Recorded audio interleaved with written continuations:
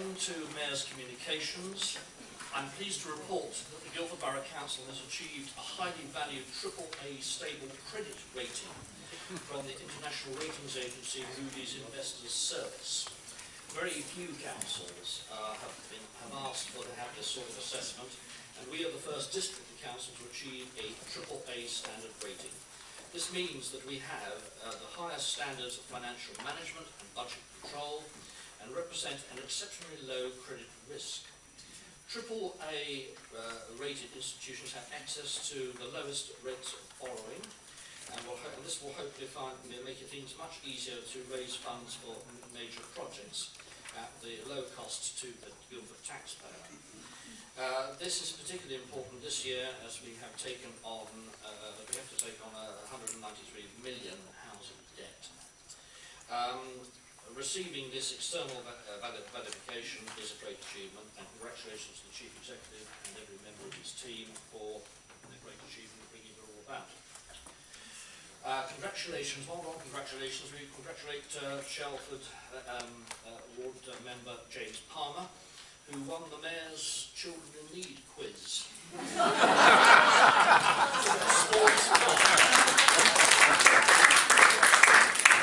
On November the 14th, and raised £1,700 quid for children in need, and I had the pleasure of presenting the cheque to Sir Terry Wogan recently. Alderman Elizabeth Cobbett, we have been told, a former mayor, long-serving member of this council, is in a Swansea hospital awaiting a serious heart operation.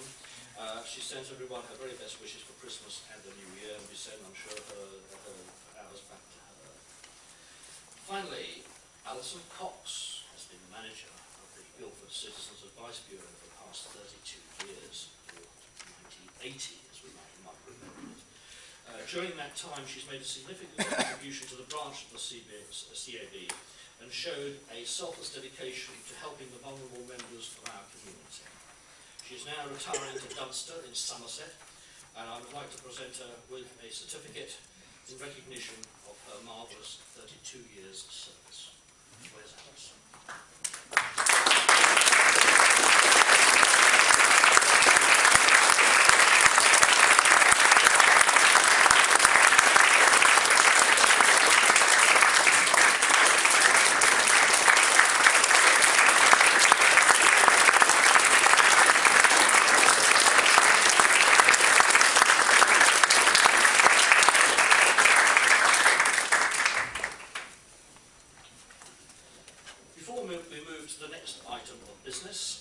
Suggest that we bring forward item 11 of the agenda. That's the proposed amendment to public speaking procedure rules, so that any changes agreed can be applied to the public participation item. Is that agreed? Agreed. Thank you very much. So we move to item 11 then, proposed amendment to public speaking procedure rules. I invite Council to move the adoption of the recommendation in respect of this matter, which is set out in full on page 17 of the report. Yes, thank you, Mr. Mayor. At the last meeting of the Council, a member of the public asked a question and only received a written reply. This was because of no more, I think, than a simple misunderstanding of the rules, and clearly wasn't satisfactory. I discussed this with the Chief Executive the following morning and asked him to arrange a clarification and to add the right of a supplementary question. This is the motion now in front of this Council. Councillors will have seen that the Council has voted to allow filming of today's meeting. The last request for filming was turned down because many councillors were concerned, as has been expressed tonight, about the requirement for an advanced request, but that has all been dealt with.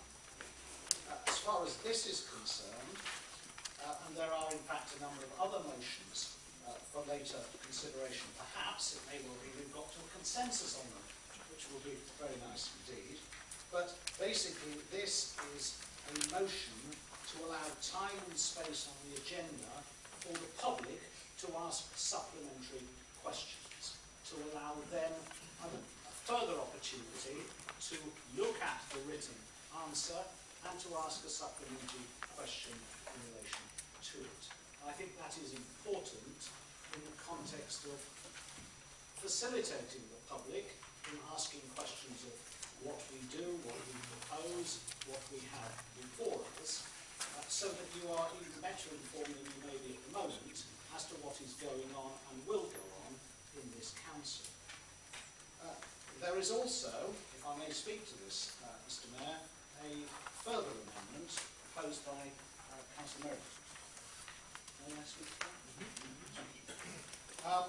And this is the substitution of, in a sense, the right of a councillor without notice to then piggyback, for want of a better word, onto the question which the member of the public has put, and in fact to initiate a debate.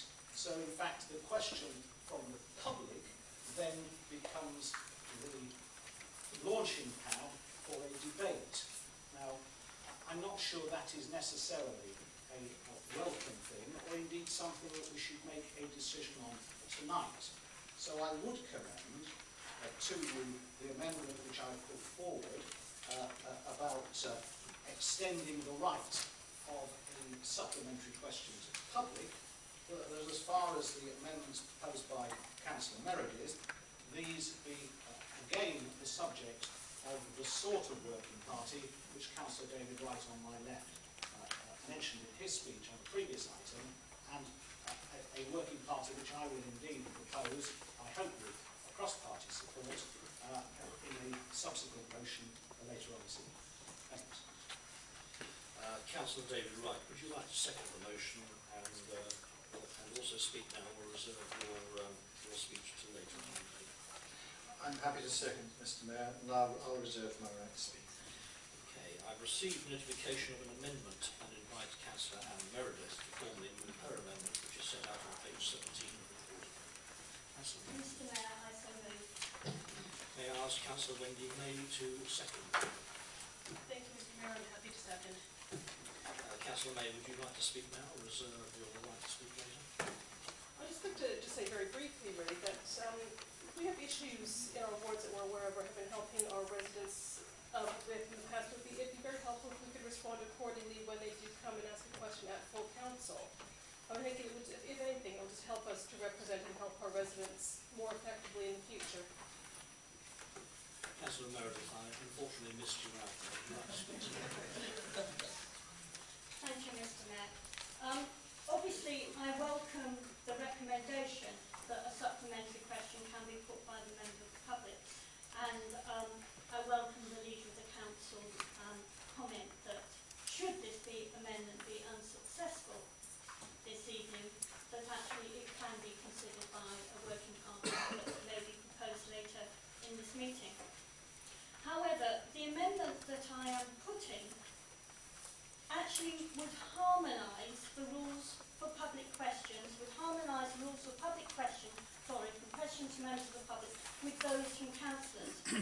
The proposed public procedure, as we've already heard, would allow a supplementary question and a response from the lead member, but no councillor would then be able to ask a further question or make a comment.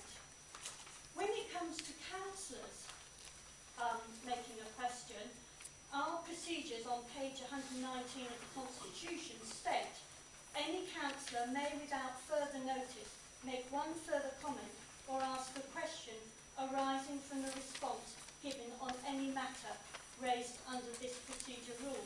All I'm asking to do is to harmonise the two procedures. And I can illustrate this by referring to the order paper for today. It's obvious from the large numbers of people that have come today and from the questions and statements that are being put that there are two important issues that they are concerned about, namely the possible relocation of the bus station and the Gypsy and Traveller community in relation to Shalford.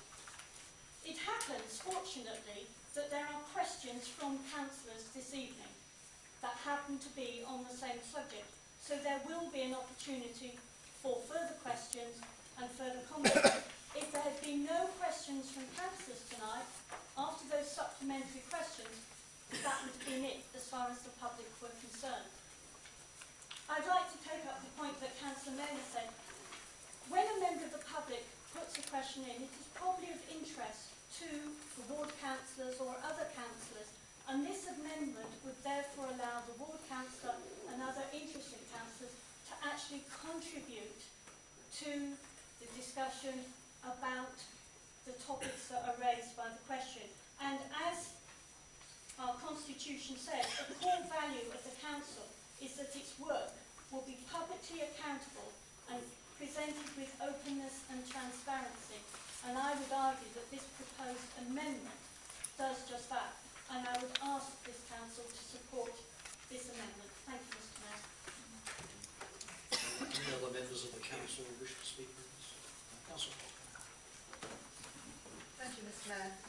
Well, Councillor Ruth, I think, used the phrase that questions from the public, councillors should not be able to piggyback onto them to raise a debate.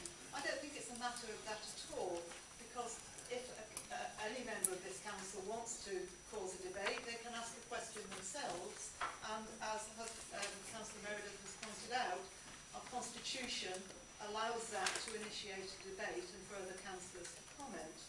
I think if we accept the amendment, all we are doing is enabling a member of the public to hear the views of other councillors apart from executive members. It gives a voice to the backbenchers. I think under the executive system it can often seem as though they're the only people who've got any views worth hearing. And I think if a member of the public asks a question, it is perfectly reasonable for other councillors who may have views on it or comments to add to be able to do so. I think it's a very simple principle. I don't think it needs to go to a constitutional review group or anything like that, because it seems to me such a straightforward matter. So I hope we will agree this amendment. Councillor McCarthy. Thank you, Mr. Mayor. We've got something of a theme running this evening on open democracy and how the council operates, makes decisions, discusses and debates things.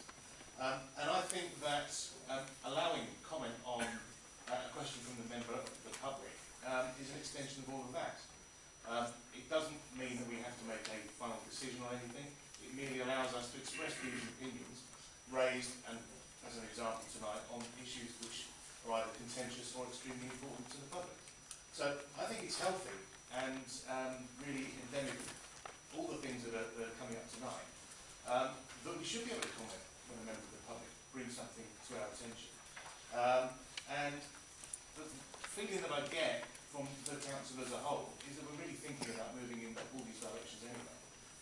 As Councillor Meredith has said, this merely harmonises the rules compared to what occurs when a councillor asks a question, which I think is fair. I think it's transparent, it's open, I think it's healthy.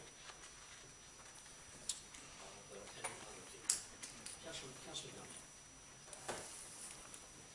Yes, thank you. I'm actually down to comment, but now you're permitted to make my comment now. We'll work our way around it, yes. Because I might be overtaken by events, might I? Yes, my comment was about item 6, which is the without discussion item, which of course Councillor Meredith's proposal takes that care, because in fact in the constitution for executive meetings there is provision for discussion or for asking the public returning to their questions, and it occurred to me that it's a rather peculiar position where questions can be, a questioner can be questioned when there's only 8 members of the council present, i.e. the executive, and possibly 1 or 2 interested parties, other councillors present, possibly, but maybe not necessarily, and yet we were proposing in the council to have no discussion where everybody's present, everybody being all councillors. So that was what I pointed out, but I think I've been overtaken by events, and I think that we should support what Councillor Meredith is proposing.